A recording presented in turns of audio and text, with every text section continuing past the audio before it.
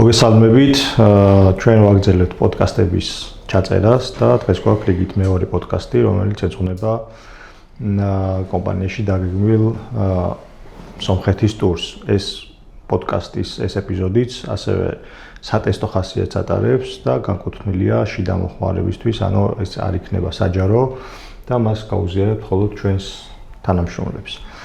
ესე იგი, როგორც უკვე ვთქვი, დღეს ვსაუბრობთ ჩვენ სომხეთის ტურზე, რომელიც დაგეგმილი არის შემოდგომაზე და ამ საკითხთან დაკავშირებით დღეს ჩემი სტუმარი არის F1-ის დამფუძნებელი ოთარ შარაშენიძე, რომელიც ერთგვარ ორგანიზებას უწევს ამ ტურს ჩვენ სხვა თანამშრომლებთან ერთად და დღეს ვისაუბრებთ ამ ტურის შესახებ, რათა უფრო მეტი წარმოდგენა შეექმნას ჩვენ თანამშრომლებს ამ ტურზე და დაინტერესებულმა ადამიანებმა მიიღონ ყველა იმ კითხვაზე პასუხი, რომელიც შეიძლება მათ აინტერესებდეთ.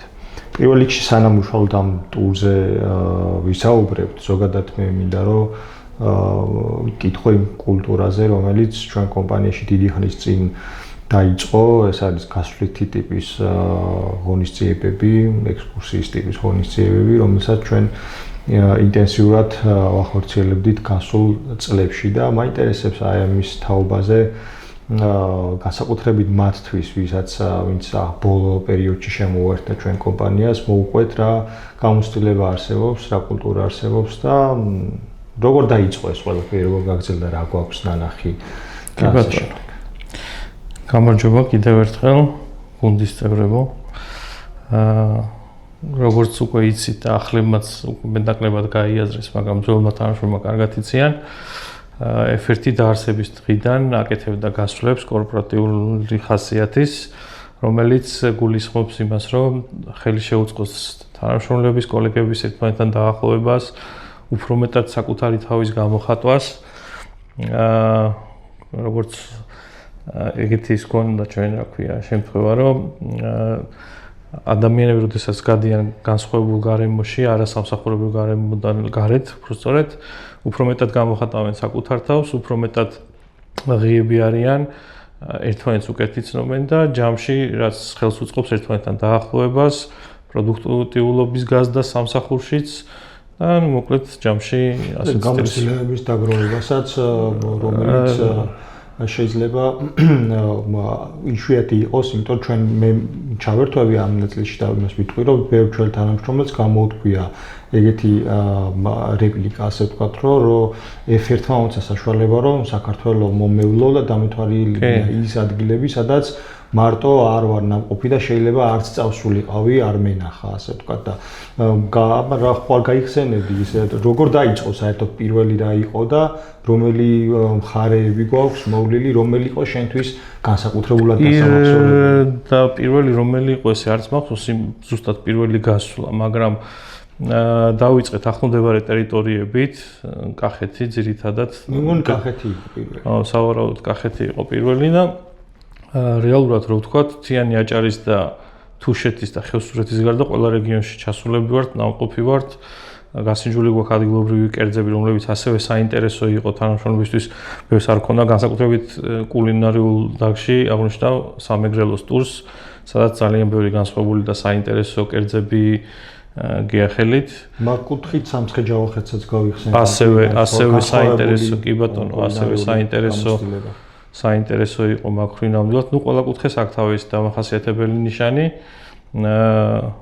ქართლი, კახეთი, იმერეთი, სამეგრელო, რაჭა, სვანეთი, გურია, ყველა მოვლილი გვაქვს ფაქტიურად, აი როგორც გითხარი, ქვემო ქართლშიც ვიყავით, კი ბატონო. ბოლნისი და ესენი. დმანისი, ბოლნისი ესენი ყველაფერი. რეალურად მართლა ეგ არის რა, მთიანი აჭარა და თუშეთი, ხევსურეთი. ხევსურეთის ნაწილი ნანახი გვაქვს, მეტიც იმაში ვიყავით, რა ქვია, ლაშქრობაში. ფეხით წავედით და ეს კიდე საინტერესო გამოცდილება და თავგადასავალი იყო, არ იყო მხოლოდ ექსკურსია, ანუ უფრო მეტი დრო ჰქონდა ერთმანეთთან სიახლოვის, ღამე კოცონი, ისტორიების გაზიარება მოყოლა. იმ ანეკდოტის არ იყოს, რომ ინტერნეტი გაითიშა და ოჯახის წევრები შევიკრიბეთ და რა კარი არ ყოფილა ცუდი ხალხიო და ახლა ეგ ვარიანტია, რომ ამ ყოველდღიურად მონიტორების წინ ჯდომას, კლავიატურაზე კაკუნს და რაღაც ეს გასვლები გვაძლევს საშუალებას, რომ უფრო მეტი საერთო აღმოაჩინოთ ადამიანებთან რა. ამიტომ ნახოთ ადამიანები საქმიანი ყოველდღიურობის მიღმა აქვე ვიტყვი, ხო რომ ჯამში, იმიტომ რომ ეს ყველა ადგილი ათვისებული გვაქვს უკვე მეტნაკლებად საქართველოში, პლუს ბოლო 1 წელი გქონდა რაღაც მიზეზების გამო ჩავარდნის პერიოდი და ეს აქტიურად ვერ გავდიოდით, მარტო თბილისის ტურებით შემოვიფარგლებოდით. ახლომდებარე ტერიტორიებით და ეხლა გადავწყვით რომ ქვეყნის გარეთ გავიდეთ და სომხეთში მოვაწყოთ ტური მოკლედ რომელიც ახალი და ცოტა განსხვავებული საინტერესო იქნება ჩემი აზრით კოლეგებისთვის. სომხეთი ან რატო შეჭერდა არჩევანი? არჩევანი რამდენიმე ჰქონდა, მათ შორის აზერბაიჯანი ზოგადად ქვეყნის გარეთ გასვლა იყო ერთ-ერთი მნიშვნელოვანი რომ რაღაცნაირად სიახლე გვენახა რომ ყოფილა ყველას ექნება გამოცდილებულად მეგობრებთან ერთად მიდიან საზღვარგარეთ დასასვენებლად გასართობად და მსგავსი ტიპის დანერგვა გვინდოდა ერთ-ერთი ვფიქრობ წასვლას შემოდგომისკენ ალბათ ოქტომბრის დასაწყისში სექტემბრის ბოლოს რომელიც ერთ-ერთი მნიშვნელოვანი იმით არის რომ რაღაც მოსავლის აღების პერიოდია დატვირთულია იქ ცნობილი არის ზოგადად სომხეთი თქვა გარგარის ატმის ბაღებით ბროწეული რაღაცები და ამ კუთხით კიდევ უფრო საინტერესო იქნებოდა რომ შემოდგომაზე მოგვევლო სომხეთი, სადაც ასევე კულინარიული ტურიც იგეგმება მათ შორის, ისტორიული ძეგლების მონახულება. მოკლედ ვფიქრობ რომ საინტერესო იქნება და სიახლე თანამშრომლებისთვის. ჩვენ გქონდა მცდელობა ამ ტურის ორგანიზების მაისისთვის, რომელიც არ შედგა. ხო და რატო არ შედგა, რა იყო ამის მიზეზი და რა შევცვალოთ იმისთვის რომ რეალური მიზეზი იყო, ესე იგი თანამშრომლებში ალბათ არასწორი ინფორმირებულობა, რომ ბოლომდე ყველამ ვერც ნახა და არ გაიაზრეს ალბათ ამის მნიშვნელობა, რამდენად კარგი რამე შეიძლება მოხდეს თუ ერთად წავალთ. რა თქმა უნდა, იყვნენ სურვილები, მაგრამ იმდენად მცირე, რომ ამისთვის ახლა დიდი ორგანიზება აღარ ღირდა ჩატარებულიყო. ამიტომ გადავწყვიტეთ, რომ დაახლოებით 600 ლარამდე ჯდება, ხო სრულყოფილად გულისხმობს ეს თავის ტრანსპორტირებას, კვებას, სასტუმროებში განთავსებას, მუზეუმის მონახულებას, ყველანაირ ხარჯს გულისხმობ. დაახლოებით 600 ლარამდე ჯდებოდა. და ამის გამო გადავწყვით ახლა გადავწიოთ სექტემბერში, ოქტომბრის ბოლო დასაწყისში უფრო სწორედ, სადაც ადამიანებს ექნებათ საშუალება რომ ხელფასიდან დააგროვონ თანხები რაღაც ამ პერიოდის მანძილზე და პლუს კომპანია 50%-იანი წილით ჩაერთოს ამ ღონისძიების დაფინანსებაში. შესაბამისად, ვფიქრობ, რომ ეხლა ეს, როდესაც ამას ინფორმაციას გაიგებენ, უფრო მეტი ადამიანი დაინტერესდება და ჩაერთვება ამ ღონისძიებაში. მოდი დეტალებზე ვისაუბროთ საორგანიზაციო ნაწილში. მაგ საკითხს კიდე დაუბრუნდები დაფინანსების თემას.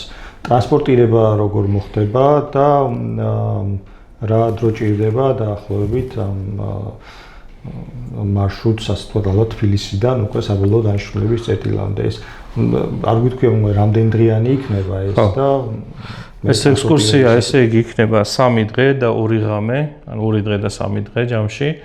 პირველი დღე დაეთმობა თბილისიდან გამგზავრება მოხდება მიკროავტობუსებით, უბრალოდ ერთი მიკროავტობუსით სავარაუდოდ, სადაც ყველა ერთად ჩავეტევით, იმიტომ რომ ასევე წინა ექსკურსიებიდან გამოცდილებით თვითონ ამ გზავრობის პროცესსაც თავისი დატვირთვა და ხიბლი აქვს. იქ თამაშები იქნება, გაჩერებები, ერთმანეთში კომუნიკაცია, გზადაგზა ადგილების დათვალიერება, გაჩერება, ფოტოების გადაღება, ანუ ასე ვთქვათ, ერთად გზავრობით. ტურში ეს ჩასმული არის, ესე იგი, დაგეგმილი ესეთი მარშრუტი თბილისიდან მივდივართ დილიჟანის, სევანის გავლით და პირველ დღეს დავრჩებით ერევანში. ამიტომ ერევანშიც გვაქვს ადგილები ეს კასკადი, რაღაც მოცეკვავე ფონტანების ანახავი. გავთავსდებით სასტუმროებში, ქალაქის ცენტრში, რა თქმა უნდა. თავისუფალი დროს გვექნება საღამოს გავისეირნოთ და თან როგორც გითხარით ეს პერიოდი არის საკმაოდ აქტიური სომხეთში. ეს ვარდისფერი ტუფით ნაშენი ქალაქი მთლიანად მზის ჩასვლა, ის ადგილობრივი კაფეები, ღია კაფეები და ყავის სურნელი და ასე შემდეგ, რომელიც დამატებით, ასე ვთქვათ, განწყობას ქმნის, რომ განტვირთვა მოახდინონ თანამშრომლებმა. მეორე დღეს უფრო საინტერესო და ასე ვთქვათ, ისტორიულად, კულტურულად დატვირთული ტური გვაქვს და გულისხმობს რამდენიმე ძეგლის მონახულებას, რომელთანაც რამდენიმე არის ამ იუნესკოს მატერიალური მისიაში შეტანილი, რა ქვია? ხო, როგორც ქვია. კონკრეტ მაქსიაში არის შეტანილი და ერთ-ერთი არის მაგალითად გარნა, რომელიც ერთ-ერთი ასე ვთქვათ სომხეთში კი არა მეგონი საბჭოთა კავშირის ტერიტორიაზე მთლიანად არის ერთადერთი დარჩენი, რომელიც ელინისტური ხანის არის, ანუ ქრისტიანობამდელი ხანის წარმართული ტიპის ტაძარი არის, რომელიც ბერძნულ ტაძრების სტილზე არის აგებული და ძალიან გავს. ასევე ეჩმიაძინი, რომელიც ალბათ ერთ-ერთი საამაყო და ესეთ ყველაზე ცნობილი მთლიან კომპლექსი არის, რომელიც რამდენიმე ტაძრისგან შედგება და ეს ძეგლებიც საინტერესო არის მოსანახულებლად. მაგასაკითხზე ერთი იმას გავაკეთე, გავხსენ რომ ქრისტიანობა სომხეთში მიღებული არის გაცილებით ადრე, ვიდრე ევროპაში და მათ შორის საქართველოზე უფრო ადრეც.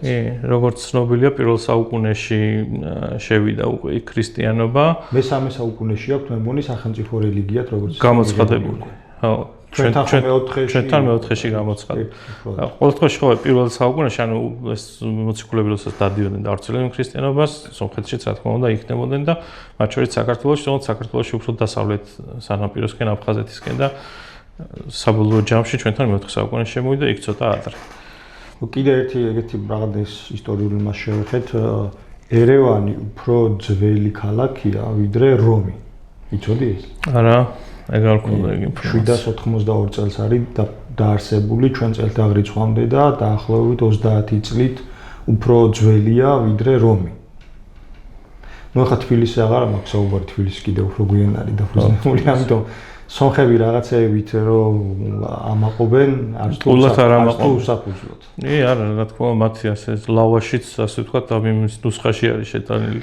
არამატერიალური კულტურის მემკვიდრეობის სიაში. ესეთი ტიპის ტური საინტერესო არის მის კულინარიულ ასპექტშიც და ხა სომხეთი არ ვიცი რა უნდრითი უნდა იყოს ესე გამორჩეული, მაგრამ რა მოლოდინები შეიძლება ჰქონდეს სომხურ სამზარეულოსთან დაკავშირებით.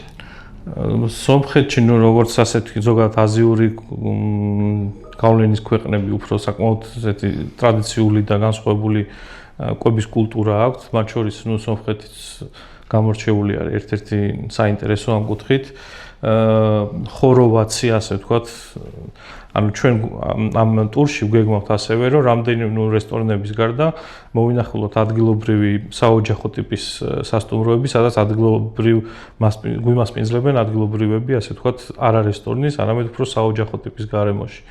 სადაც ვფიქრობ, რომ უფრო ტრადიციული სომხური კერძების დაგემოვნება მოხდება. ეს ხოროვაცი, წვადი, ასე ვთქვათ, ოღონდ განსხვავებული იმით, რომ ბოსტნეულთან ერთად იწვება.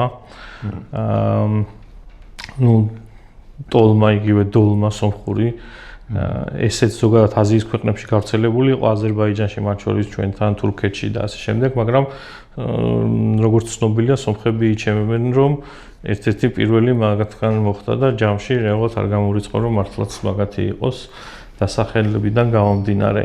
არის კიდეს ესეთი ღაპამა, ესეთი კერძია, რომელიც შეიძლება ვიდეოებში, ფოტოებში გქონდეთ ნანახი, არის გოგრაში გაკეთებული ტკბილი ფლავი, ჩირებით და თაფლით და ასე შემდეგ.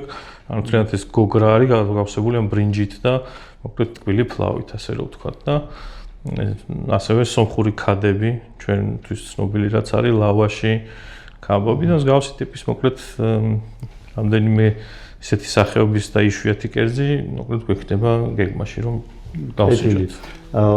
დარჩენასთან დაკავშირებით კი ახსენე, მაგრამ კიდევ ერთხელ დავაზუსტოთ, ესე იგი ღამის გათევა მოგვიწევს ორივე ღამე ერევანში. ორივე ღამე ერევანში სასტუმროში ვჭირდით. არა, სასტუმროში ამჯერად, იმიტომ რომ ამდენ ადამიანზე არ იყო, ან პატარ-პატარა სასტუმროები უნდა შეგვერჩია მაშინ და რამდენიმე და ვიფიქრეთ, რომ ჯობდა რომ ერთად ყოფილიყავით. და ამიტომ შედარებით ცოტა დიდი ესეთი სასტუმროები არის არჩეული, სრული კომფორტით ქალაქის ცენტრში, რომელიც საშუალებას მოგცემს, რომ დაღლილებმა დიდხანს აღარ ვიაროთ, იქვე დავრჩეთ და ვისვენოთ და ახალი ძალებით შევუდგეთ მეორე დღეს. მესამე დღეს უკვე, ჯამში, როდესაც მეორე დღეს მოვივლით, მესამე დღეს ჯამში გვაქვს ასევე იდეაში, რომ შეიძლება მოვინახულოთ კონიაკის ქარხანა, რომელიც არ ვიცი, იციან თუ არა ჩვენმა მსმენელებმა, მაგრამ დავით სარაჯიშვილმა დააარსა. ანუ იდეაში ხო იქ სადღაც 1880-იან წლებში თვითონაც ჰქონდათ დაარსებული უკვე კონიაკის ქარხანა სომხებს, მაგრამ არ იყო ისეთი წარმატებული და ცნობილი, როგორც დღეს არის, ასე ვთქვათ, და ეს განაპირობა იმან, რომ 1894 წელს თუ რაღაც ესე სარაჯიშვილმა ჩაიტანა საქართველოსდან ფრანგული დანადგარები და რეალურად აქედან იწყება სომხური კონიაკის ასე ვთქვათ აღმავლობა და ისეთ ზენიტში ასვლა და დღესაც რო ცნობილი არის ამ ყველაფრის დამსახურება არის მოკლედ. აღიარებენ სხვა გზა არა აქვს, იმიტომ რომ მანამდე ჩვენთან საქართველოში 1860-იან წლებში უკვე იყო ქუთაისშიც მაგალითად ლიქიორის ქარხანა, კონიაკის ქარხანა, არის ბოლქვაძის თუ არ ვცდები, არ იყო ესე ცნობილი და 80-იანი წლებიდან უკვე სარაჯიშვილი არსებობს თბილისში.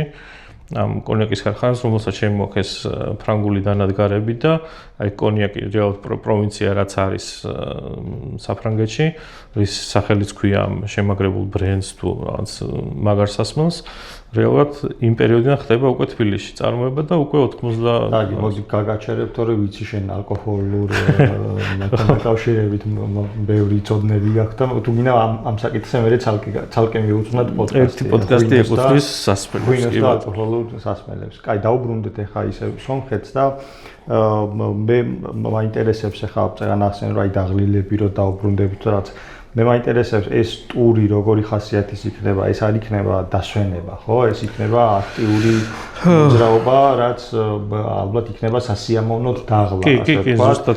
და რამდენად თავისუფალი დრო თუ ექნება ადამიანს, რომ ვთქვათ, გავიდეს ქალაქში და თავის ინტერესის შესაბამისად გავისეირნოთ, ასე ვთქვათ, ან რაღაცა. აი დასვენება, ან დაგეგმილი ნაწილი და თავისუფალი ნაწილი როგორ იქნება შეთავსებული? ზუსტად როგორც თქვი, ანუ ეს იქნება სასიამოვნო დაღლა, ეს არ არის ის ტური, სადაც ჩვენს ასე ვთქვათ ჯგუფის წევრებს მოუწევთ ბევრი ფეხით სიარული, ძირითადად უფრო ტრანსპორტის მოგვიწევს გადაადგილება და უშუალოდ ადგილზე დათვალიერება რაღაცების.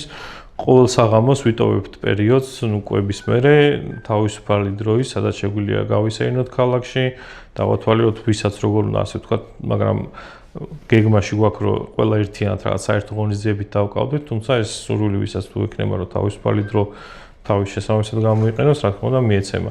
წამოსვლის დღეს იდეაში მაგისტვის კიდე ცალკე ტური, ანუ დრო გვაქვს დათმობილი, რომ ეს ვერნისაჟი, რაც არის ეს ძველმანების ბაზრობა და რაღაცა, სადაც უამრავი ხელნაკეთი ნივთები, სუვენირები იყიდება, გაიარონ თანამშრომლებმა, რაღაც ივაჭრონ, კიდევ დაათვალიერონ, ანუ ჯამში სამივე დღეს გვექნება თავისუფალი დრო გამოყოფილი იმისთვის, რომ ყველა ინდივიდუალურად, რავი, გამტვირთვას მიეცეს და ისვენოს შესაბამისად როგორც მოესურვება. ჩვენი გამოცდილებიდან გამომდინარე, ძირითადად გეგმავთ ხოლმე, ხო, ისე რომ ანუ ეს არ არის მარტო რომ ჩავედით, ჭამეთ და სახლებში წავედით, როგორც არის სტანდარტულად სემინარებზე, სადაც ხდება ხოლმე ტრენინგებზე. სრულად ჩვენზე მორგებული იქნება ყველა წუთი და დრო, სადაც რა თქმა უნდა, ძირითადად გართობას, დასვენებას ეკუთვნის ეს ტური და შესაბამისად, მათ შორის ღამეც შეგვიძლია დავიტვირთოთ. არავის ძალას არ დავატანებთ, მაგრამ ჩვენთან ერთად თავისუფალი გრაფიკის ეგიდით იქნება, ვისაც როგორ საღამოს ვახშამი ალბათ არის, როდესაც ყველა ერთად უნდა ვიყოთ და რაღაც საკითხებზეც ვისაუბროთ, რაღაც გამოვთქვათ ჩვენი აზრები. საბეჭდილებების გაზი. და ხა სიტყვაზე ღამე უკვე როდესაც საღამოს ღონისძიება დამთავრდება, უკვე ყველას აქვს სურვილი ისე გაერთოს, როგორც მოუნდება. მათ შორის შეუძლია სასტუმროში რაღაც ვითამაშია ბევრჯერ კარტი, სხვადასხვა სამაგიდო თამაშები, გასართობები, ან უბრალოდ რა, ვისაც სრული ექნება გაერთოს კარგი.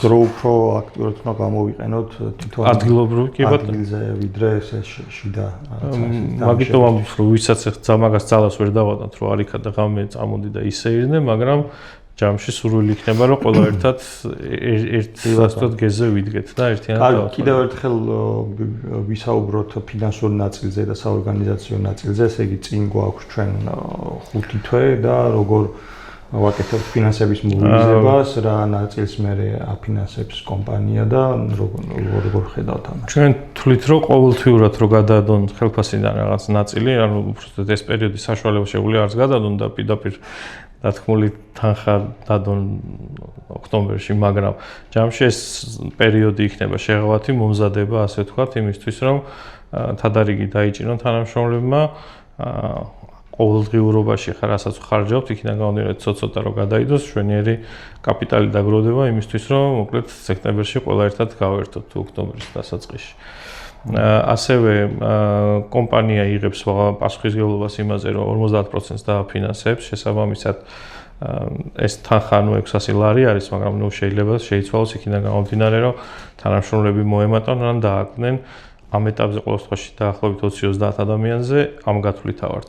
ანუ ესე იგი თანამშრომლის წილი ხარჯი იქნება დაახლოებით 300 ლარი, 250 ლარი, 300 ლარი კი ბატონო. პირობებში. და რა თქმა უნდა, როგორც თქვი, ამაში შედის ტრანსპორტირება დაწყებული თბილისიდან, ადგილზე განთავსება სასტუმროებში, ადგილობრივი რაც ჩამოთვალეთ იმ ძეგლების მონახულება, პლუს კვება, გართობა, ეხლა ღამის გართობა ისე იქნება ალბათ, რომ ყველა თავისით ვისაც რა სურვილი ექნება, მაგრამ საერთო საიტინგების მათ შორის ეგეც ისინი რა ქვია, მუზეუმები თუ შესასვლელის ღირებულებები ამ თანხაში შედის ყველაფერი. მათ შორის უკან გამომგზავრება თბილისამდე.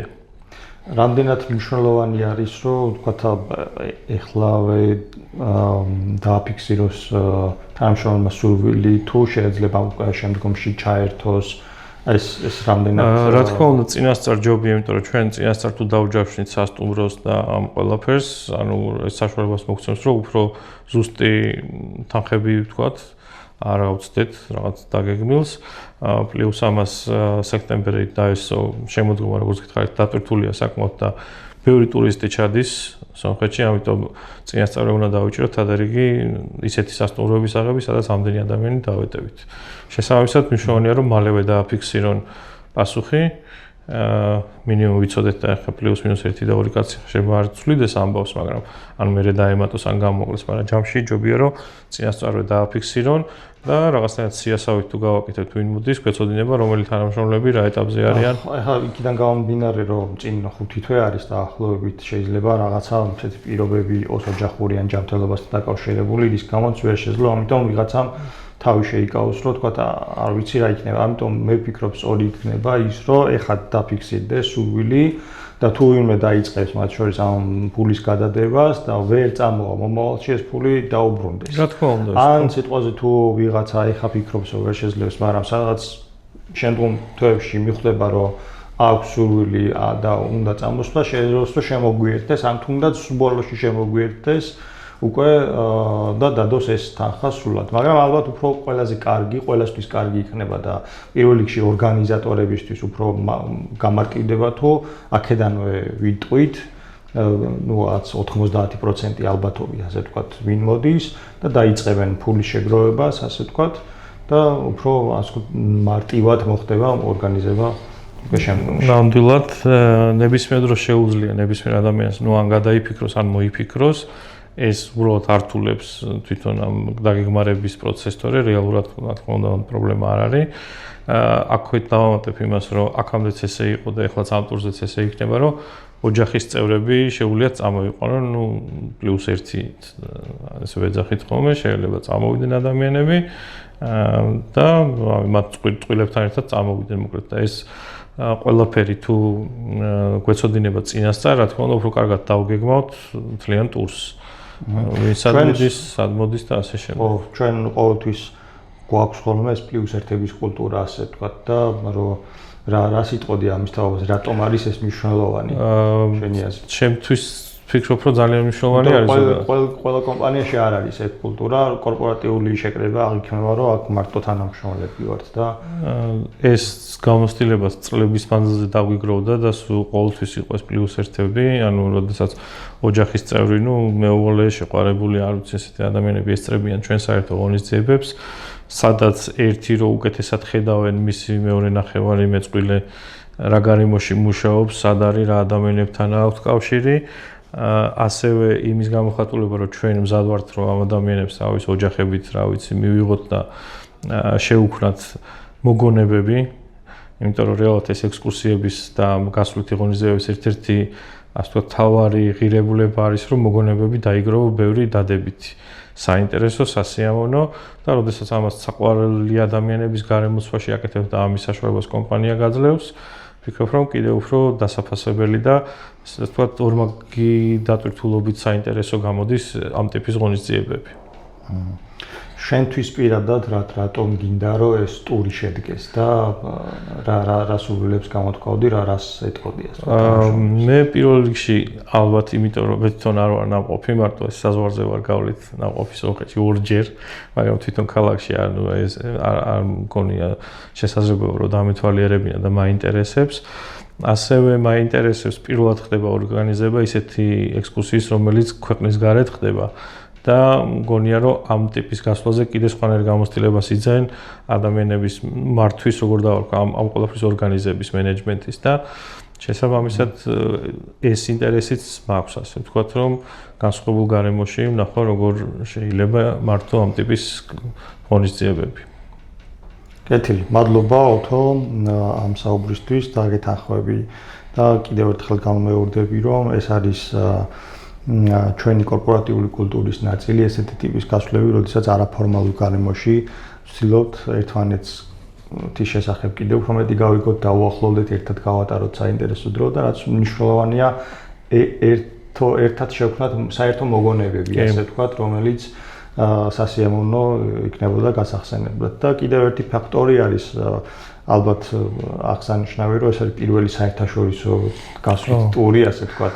ისტორიული ტური იქნება ერთ-ერთ ისტორიაში, ისევე როგორც კახეთის ტურით დაიწყო რეგიონების ტური, ასე ვთქვათ და მე თითქმის მთელი საქართველოს კუთხეები შემოვიარეთ და ამას გავაგრძელებთ ამ ნაწილს, ამაზე კიდევ მე შემდგომში ვისაუბრებთ, ასევე ერთ-ერთი ახალი კომპონენტი შემოდის საერთაშორისო ტურები და ფინანსური მოცემულობიდან გამომდინარე, როგორც შევძლებთ, ეს ტრადიცია გაგრძელდება და ვთქვათ, რომ ეს პირველი სომხეთის ტური იქნება, ისტორიული ტური, რომელიც დაიგეგმა ქვეყნის ფარგლებს გარეთ. რეალურად მართლა ქონდა სხვადასხვა თქვა კვიპროსი, რაღაც სხვადასხვა უნგრეთის სადაც იყო ფენები.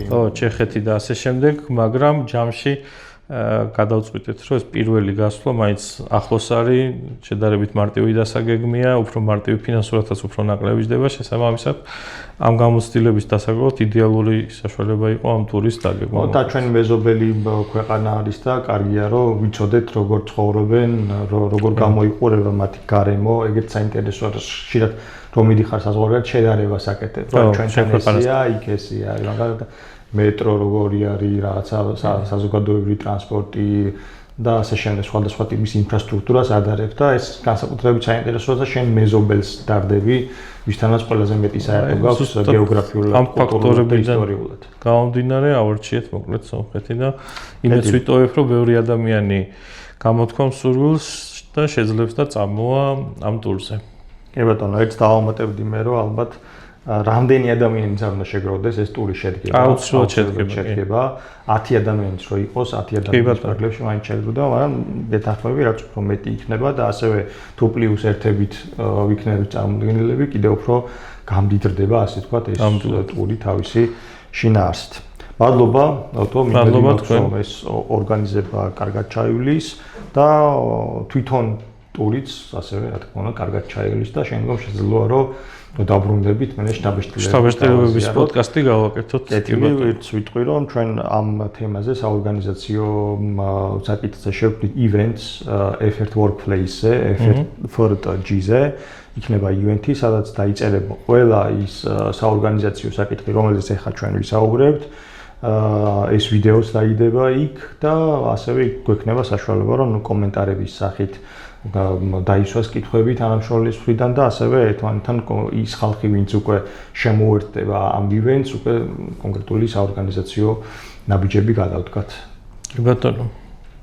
მადლობა კიდევ ერთხელ თქვენ და ყველას, ვინც ამ ღონისძიების ორგანიზებაში იღებს მონაწილეობას. მადლობა, ეს იყო ჩვენი FRT-ის პოდკასტის IT პარტნიორის მეორე ეპიზოდი, რომელიც ასევე სატესტო ხასიათის იყო და შიდა მოხმარებისთვის ჩაიწერა და მიეძღვნა სომხეთის დაგეგმილ ტურს შემოდგომაზე. მადლობა.